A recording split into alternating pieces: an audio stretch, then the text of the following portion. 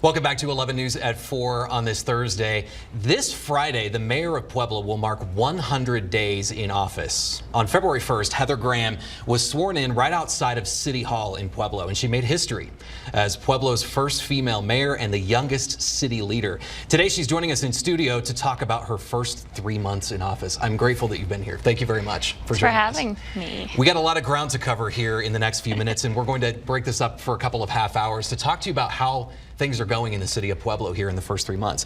You were formerly the city council president. Now you've moved into the mayor's office. Tell me what you've learned in the first 3 months. I've learned that there are two different scopes of work, and city government moves as slow or as quickly as you would like it to move, depending who the person in office is. So very different from being the city council president. I'm enjoying it, and I'm able to make strides and see progress in the work I've done. How is the relationship between city council and the mayor's office? I think it's much better. I meet weekly with the city council president every Monday morning, and I have monthly standing meetings with most of the other city councilors. We've been able to collaborate on some ordinances, resolutions coming forward, and we really have an open line of transparency and communication for their needs and for mine. Let's talk about some of the major things that have happened here in Pueblo in the past few months, starting with the two hotels that were shut down. One, the Roadway Inn, and that was on February 1st, the day that you were sworn in. The other, the Value Stay Inn, on April 25th. In your swearing-in speech, you mentioned that you were proud about that police operation that happened your first day in office. Why?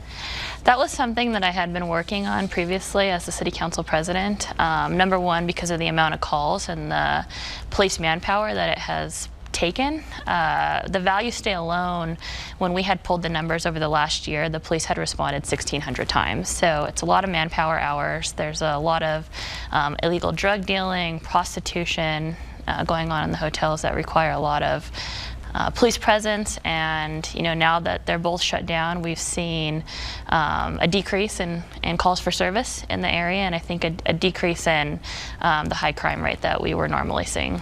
The manager of the Roadway Inn, when this happened, told us that he had made every change that authorities had asked, and the owner of the Value Stay Inn told 11 News that he blamed all of this on unhoused people who he said were breaking in and even attacking his staff. What has the city done? What has your office done to address homelessness? Well, we now have a page on our city website for unhoused individuals to be able to go and check out where they can have services provided. We've been working in collaboration with the rescue mission. They have a facility, half of their building, that has not been in use, and so the city is looking to repair some lines in there and get the building operational for some kind of unhoused solutions that people could go in, and you could have additional warming shelter or cooling shelter when it gets too hot. Obviously, we know that's a big issue in Colorado. So we're doing that. I'm also looking to put into effect a kind of a homeless hotline vehicle that will be able to travel with nonprofits around the community to where people that are unhoused can go into the vehicle and they can meet with nonprofits and get the resources that they need in a more comfortable setting, and really target some of the areas like Fountain Creek, the jungle, which is behind Benedict Park, which is a huge unhoused population has been gathering there recently. What about for the people that were displaced by those hotel operations? What was done for them, and what is being done for them from the mayor's office? So a couple days before the operation took place, we reached out to United Way and some of our nonprofit providers, called DHS to see how many families and seniors we had living in the facility. We were able to collaborate with the nonprofits. We set up a resource center right next to the Value Stay so that people that were exiting the building were directed to go to the resource center. I know Posada, United Way, Mariposa have worked to get several families housed and several seniors housed. But the reality of it is these people that were living at the Value Stay were paying $800 to $1,200 a month in rent.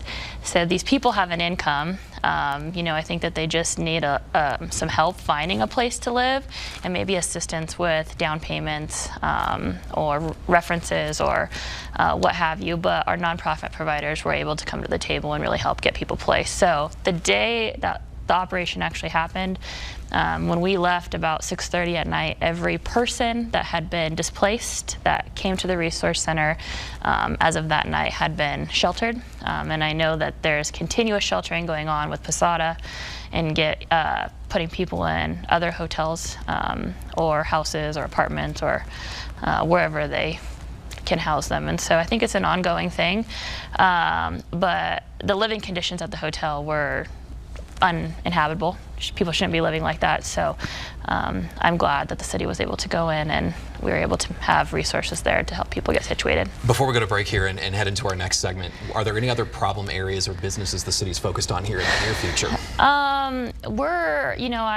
My next focus is being shifted into the jungle, that area behind Benedict Park. It's privately owned, so there are some issues that we're working with, but we've had several fires down there over the last several weeks, and the amount of trash and unhoused people that are living down here is significant.